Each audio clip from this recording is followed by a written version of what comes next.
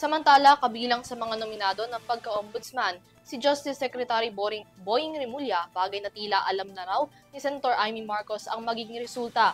Tila inunahan na kasi ni Marcos ang pagtatalaga kay Rimulya at tinawag din itong sapilitan, gayong may nakabinbin pa itong kaso sa ombudsman.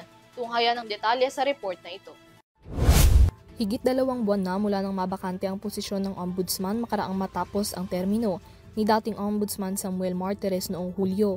At ngayong Oktubre, pinangalanan na ng Judicial and Bar Council ang 7 nominado sa posisyon mula sa 17 nagsumite ng aplikasyon para rito.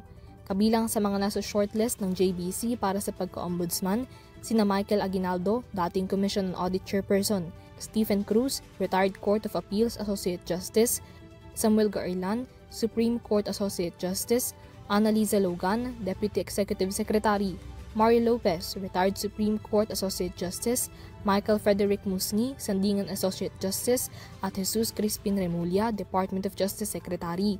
Ang opisina ng Ombudsman ang siyang may hawak ng kakayahan na imbestigahan at panagutin ang mga opisyal na masasangkot sa mga kaso ng graft and corruption.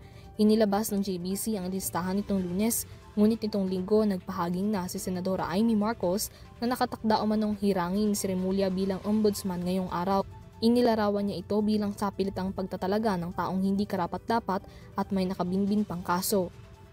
Matatandaan na isa si Remulla sa mga respondents ng kasong kidnapping at arbitrary detention na isinampa ni Marcos kaugnay ng pagkakaaresto kay dating Pangulong Rodrigo Duterte. Sa ilalim ng batas, wala dapat kahit anong nakabinbin na kaso, kriminal man o administratibo, ang mga nominado sa pagka-ombudsman. Para sa EuroTV News, Mia Layagin, sumasaludo sa bawat Pilipino.